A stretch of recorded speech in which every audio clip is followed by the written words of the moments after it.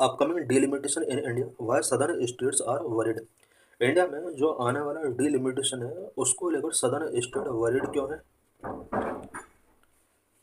Richer state could launch political cloud and population based delimitation. ऐसा expect क्यों किया जा रहा है कि अगर इंडिया के अंदर पॉपुलेशन बेस्ड डिलिमिटेशन होता है तो रिचर स्टेट को लॉस हो सकता है। Why news. The meeting of the Chief Minister and leaders of political parties invited by Tamil Nadu Chief Minister M.K. Stalin to discuss the proposed delimitation exercise will be held in Chennai on March 22. There has been a renewed debate about delimitation after the issue was raised by Chief Minister of Tamil Nadu. Tamil Nadu chief minister ने recently delimitation exercise से related कुछ political parties के member का यहाँ पर meeting conduct कराया है। The delimitation of constituencies for Lok Sabha and state legislative assemblies to be carried out on the basis of the first census after 2026. Lok Sabha and state legislative assemblies constituencies के लिए delimitation जो किया जाएगा और 2026 के बाद जो भी फर्स्ट सेंसस होगा उसके बेस पर यहाँ पर डिलिमिटेशन कॉन्स्टिट्यूट किया जाना है। What is delimitation exercise? Delimitation exercise real में क्या है? Delimitation means the process of fixing the number of seats and boundaries of territorial constituency in each state for the Lok Sabha and legislative assemblies. Each state के अंदर Lok Sabha and state legislative assemblies के लिए number of seats and territorial boundaries fixing करने का जो process होता है this is known as a delimitation process. This exercise performed by the delimitation commission that is set up by an act of parliament.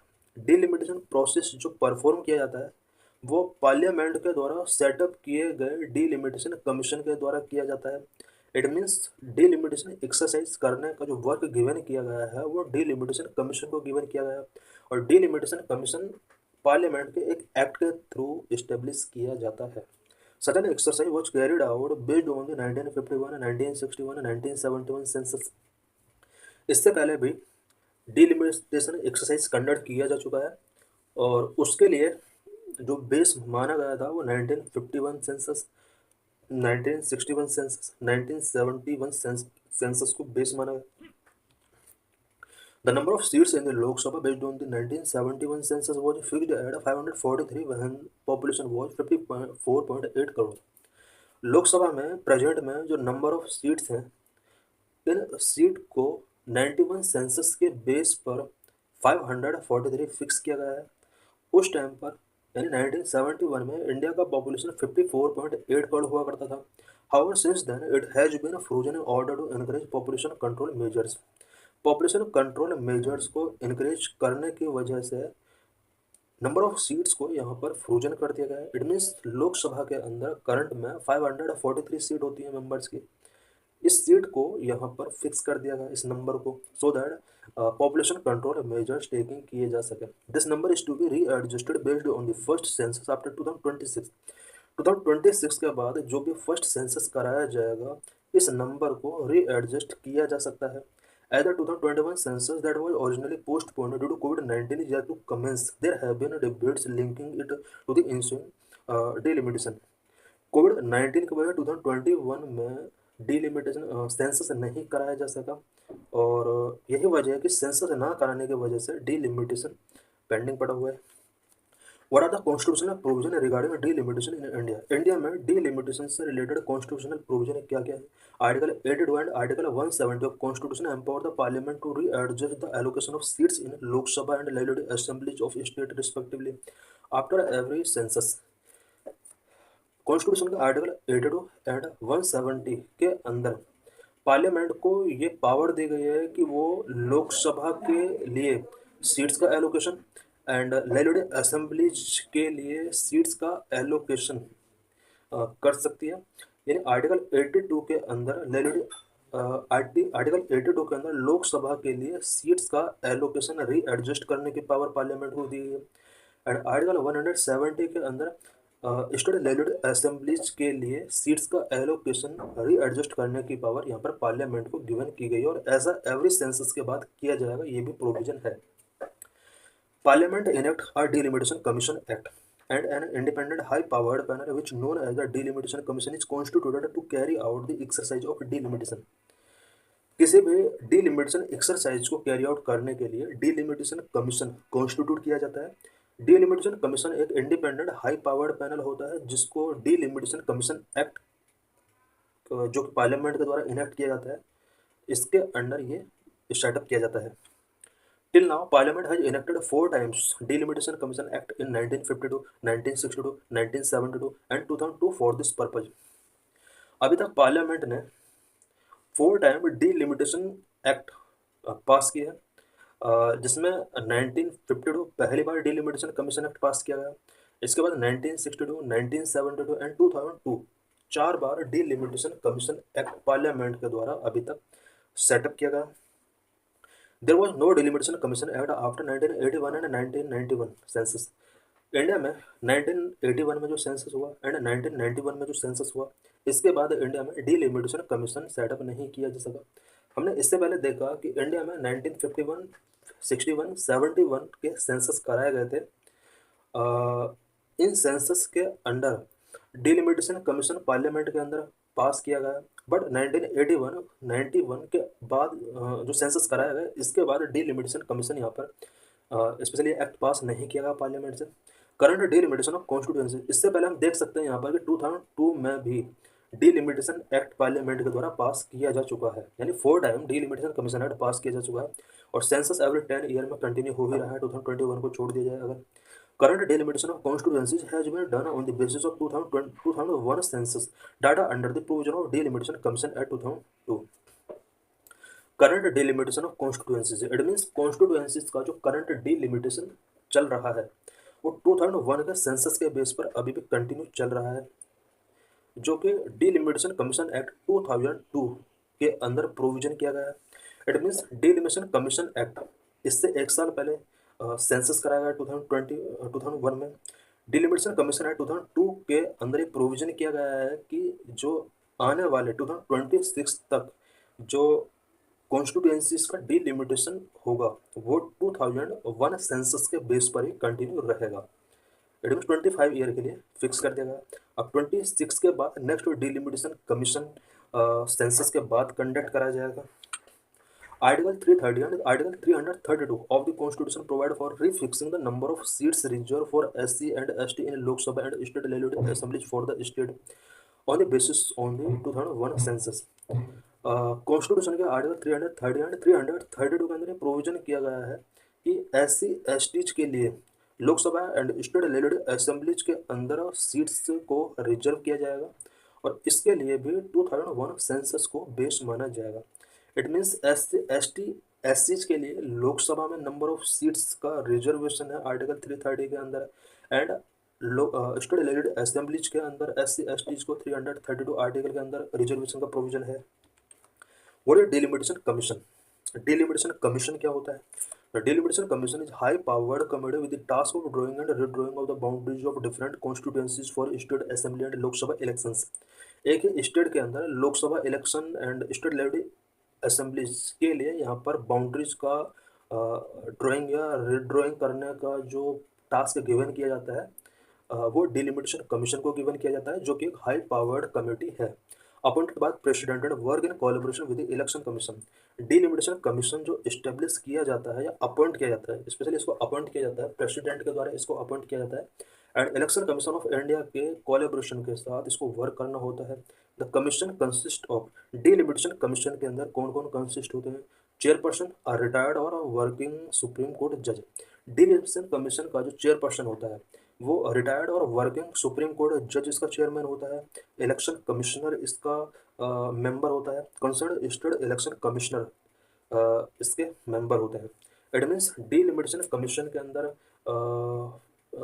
3 member होते हैं, जिसमें chairman, working और retired supreme court जज, इलेक्शन कमीशन भी इसका member होते हैं और साथ में कंसर्न स्टेट इलेक्शन कमिश्नर भी इसका मेंबर होते हैं। The commission's order have the force of law and can't be called in question before any law. Commission का जो भी ऑर्डर होता है वो फोर्स ऑफ लॉ है, यानी लॉ एक तरह से लॉ ही है वो, और उसको किसी भी कोर्ट के बिफोर क्वेश्चन नहीं किया जा सकता। The commissions order are laid before the Lok Sabha and the legislative assemblies concerned but they can't effect any change in the order. Delimitation commission के जो भी ऑर्डर होते हैं उन्हें लोकसभा के बिफोर रखा जाता है, स्टेट असेंबलीज के बिफोर रखा जाता है। इनके अंदर कोई भी changes Lok Sabha state legislative assemblies नहीं कर सकती है। What are the issues current में डिलिमिटेशन से रिलेटेड क्या क्या इशूज हैं, या सदर्न स्टेट का नेक्स्ट सेंसस को लेकर डिलिमिटेशन को लेकर क्या क्या इशूज हैं। The population explosion that happened in our country during the last 5 decades has been uneven with some state like UP, Bihar, MP, Rajasthan having a greater increase then states like Kerala, Tamil Nadu, Karnataka and Andhra Pradesh. Last 5 decades के during country का जो population है वो uneven तरीके से increase हुआ। कुछ state such UP, Bihar, MP, Rajasthan के अंदर पॉपुलेशन ग्रेटर इंक्रीज हुआ है, जबकि कुछ southern state like Kerala, Tamil Nadu, Karnataka and Andhra Pradesh में पॉपुलेशन स्लो स्पीड से इंक्रीज हुआ है। There are two scenarios that are being discussed with respect to the divide delimitation exercise। अभी जो ये delimitation exercise होने वाला है, इसके रिस्पेक्ट में टू सैनरियोज के बारे में बात की जा रही है। The first is to continue with the existing 543 seat and their distribution among various states. First जो कॉन्सेंसस है, फर्स्ट जो डिबेट है वो ये है कि 543 सीट्स लोकसभा की जो हैं इन्हें कंटिन्यू रखा जाए और वेरियस स्टेट्स में इसको रीडिस्ट्रीब्यूशन जो किया जा रहा है या इंक्रीज करने की जो बात की जा रही है उसको इंक्रीज ना किया जाए, बल्कि जो सीट्स हैं उसको वैसे ही रहने दिया जाए जो कंटिन्यू चल रहा है। The second is to increase the number of seats to 848 with proportional increase among various state. Second जो डिबेट है वो ये है कि लोकसभा के नंबर ऑफ सीट्स को 848 तक इंक्रीज कर दिया जाए। Proportional representation, the number of seats in Lok Sabha based on 1971 census was fixed at 543 when the population was 54.8 crore. However, since then it has frozen in order to encourage population control measure।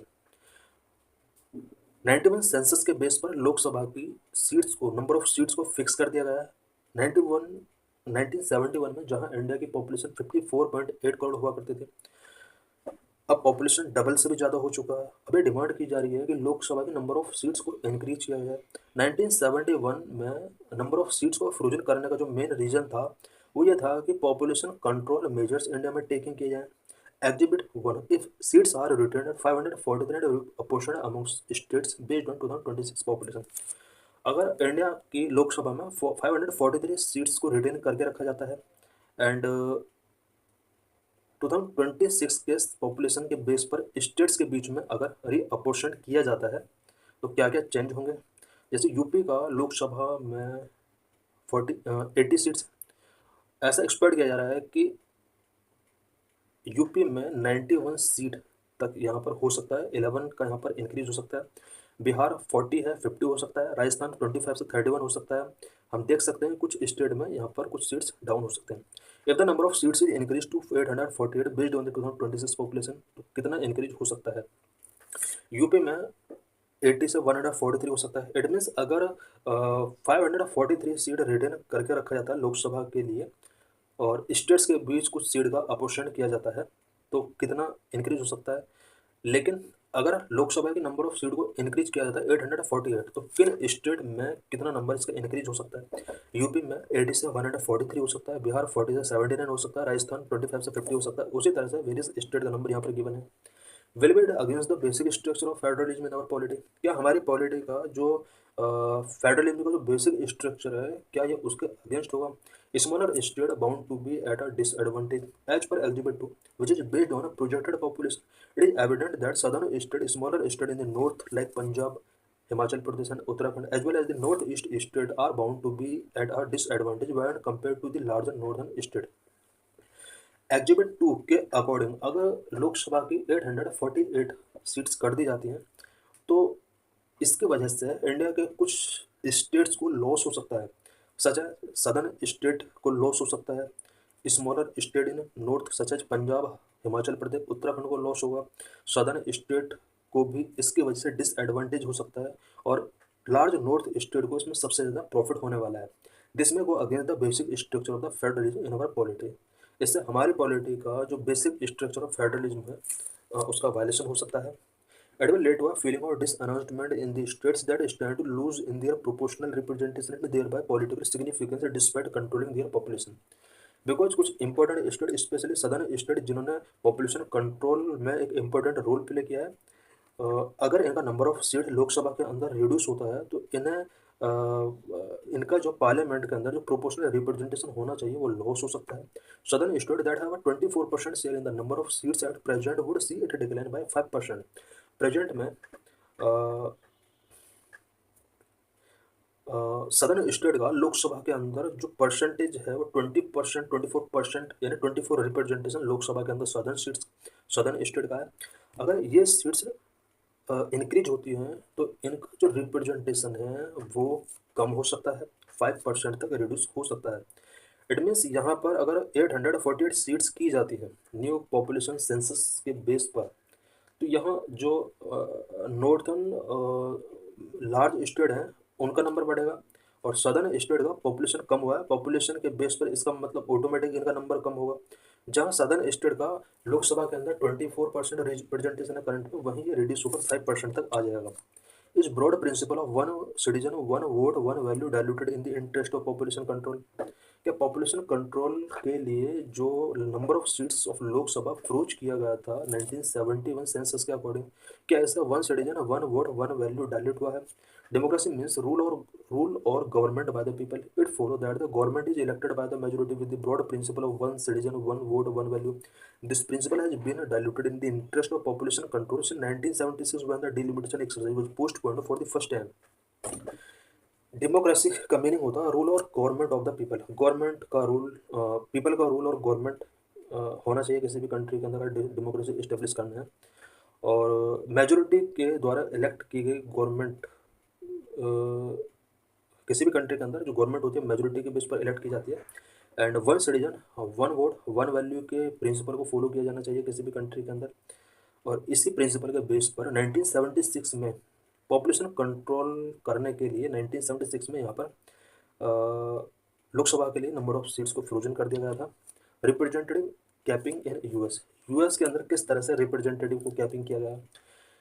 In a federation like the US, the number of seats in the House of Representatives has been kept at 435 since 1913। यहाँ पर US का हम example taking करते हैं। 1913 में house of representative के लिए जो मेंबर्स का कैपिंग किया गया था नंबर यहाँ पर 435 पर कैपिंग किया गया है। तो the population of the country has increased almost 4 time from 9.4 crore 1911 to an estimated 34 crore in 2024। US में 1911 में पॉपुलेशन 9.4 करोड़ था। उस टाइम पर हाउस ऑफ रिप्रेजेंटेटिव सीट्स यहाँ पर 435 फिक्स किया गया। बट 2024 में यूएस का population 4 times, it means 34 crore तक इंक्रीज हो चुका है।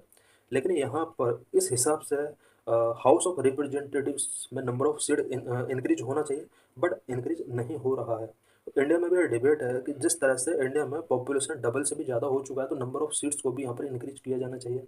बट यूएस का हम एग्जांपल देख सकते हैं कि यहाँ पर नंबर ऑफ सीट्स इंक्रीज नहीं की गई जबकि पॉपुलेशन 4 टाइम्स इंक्रीज हो चुका है। What can be a solution?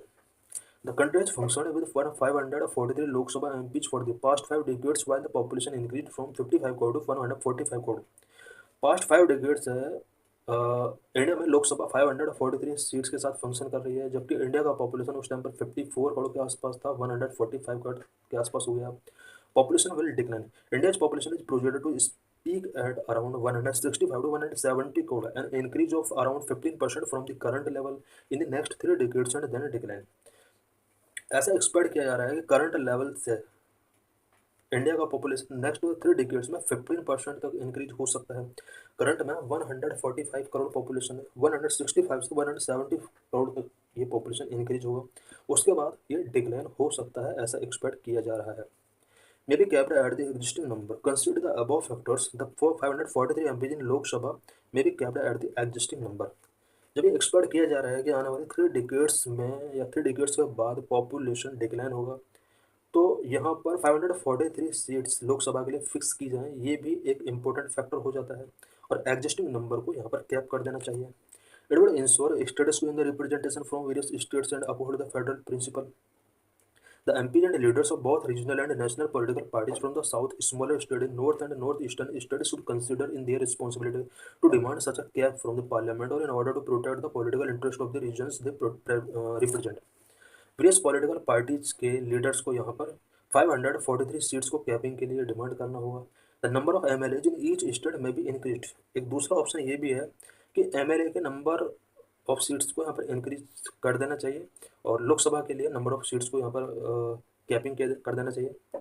The number of MLA in each state में be increase in line with the projected population to address the democratic representational requirement. Democratic representational requirement को address करने के लिए यहाँ पर एमएलए के number of seats को increase किया जा सकता है।